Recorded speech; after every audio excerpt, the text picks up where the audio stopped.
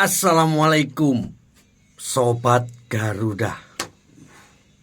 Hari ini saya pengen bercerita tentang pengalaman nonton timnas U23 kemarin. Nonton di stadion ini ya.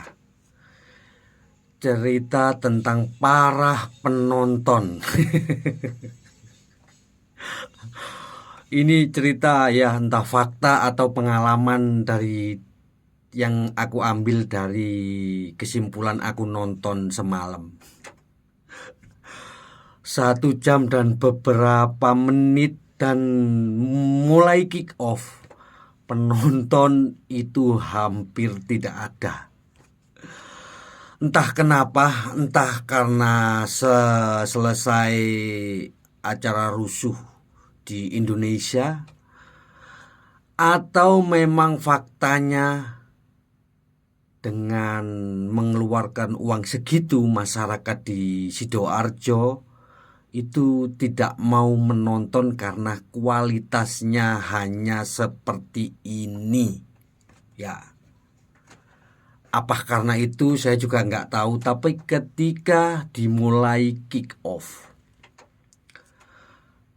kita tahu sendiri pemain kita menguasai jalannya pertandingan, tapi hanya menguasai dan belum sampai ke depan gawang.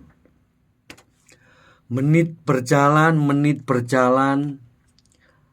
ada beberapa peluang yang sudah mengancam dan ada peluang dari Ryan Hanan kalau nggak salah itu yang offside. Terjadi gol tetapi offside, ya memang offside. Dan faktanya ini para penontonnya ya, sampai menit ke-21 itu rata-rata penontonnya sudah ngantuk. Faktanya seperti ini. Udah pada mengeluh, udah pada bosen nonton karena melihat permainan yang kita adalah mantan semifinalis Piala Asia U23. Semifinalis, catat. Kita disuguhi dengan permainan yang menurut saya pribadi itu kalah jauh, kalah menarik dibandingkan dengan yang senior ataupun adik-adik U17. Dan ketika peluit babak pertama ditiup, udah hampir separuh penonton itu keluar stadion. Ada yang pengen ngudut, ada yang pengen cari minum, ada yang pengen curhat dan saling ngobrol tentang kualitas timnas U23.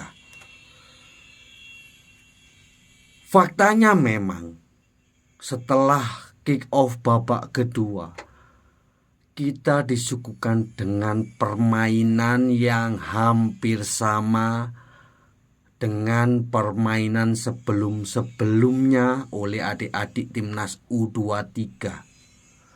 Yang gopo kabeh, ketika nyerang semua jadi striker, yang ada hanya back dan penyerang. Sementara di tengah kita lihat skema yang sama, hanya satu penghubung atau dua. Selebihnya mereka gerumbul di depan, di belakang pemain Laos. Bagaimana caranya Ferrari dan Kadek untuk menyambung bola ke penyerang jika tidak ada penghubung? Sementara di garis pertahanan terdepannya Laos itu ada 4 atau 5 pemain yang menghadang pergerakan umpannya Ferrari dan Kadek. Kita tidak lihat seperti seorang Raihan Hanan yang aktif, kemudian Tony yang aktif, kemudian Arkan Fikri yang aktif menyambut di tengah karena mereka adalah gelandang. Pada akhirnya mereka karena dituntut oleh waktu yang semakin menipis, serangannya mereka adalah tergopoh-gopoh dan langsung menusuk ke depan, umpan ke depan.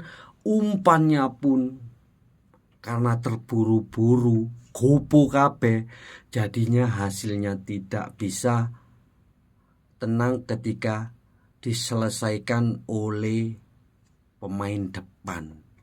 Dan sering terputusnya umpan yang asal umpan itu yang membuat kita tidak bisa berkembang permainannya. Ada beberapa peluang yang sangat bagus, tendangan dari Raihan Hanan kalau nggak salah itu yang sempat ditepis, itu adalah satu-satunya peluang terbaik dari tim kita. Kalau dari hoki memang banyak, tapi saya nggak yakin sudah. Gimana seorang striker larinya nunduk itu, dimana siapa yang ngajarin? Saya juga nggak tahu. Tetapi faktanya kita yang ada di stadion itu bosan melihat permainan timnas U23 yang hanya begitu-begitu saja, dan menurut saya tidak belajar dari pengalaman sebelumnya bagaimana caranya membongkar pertahanan ketika lawan melakukan strategi bertahan. Itu yang memang harus kita kritik, karena yaitu tadi permainan sangat monoton, dari belakang langsung ke depan ke sayap, hanya seorang Struwik yang bekerja mati-matian membuka serangan dari sisi sayap. Selebihnya mereka nggak ada gunanya. Satu kredit hanya memang dari belakang Kadek, Ferrari, kemudian bola langsung ke Struwik, dan yang lainnya entah ngapain mereka. Apa perlu dikasih bola bekel atau kotak buat main dakon biar mereka tenang bermain bolanya. Mudah-mudahan ada progres yang baik. Ya ampun, kita lihat di stadion itu pengen tidur, apalagi kalian yang nonton di rumah. Tidak ada harapan banyak untuk mantan semifinalis Piala Asia U23 kali ini. Tidak ada harapan besar. Juara grup, runner up terbaik 4 tim, apalagi juara grup, tidak ada harapan jika bermainnya terus seperti ini.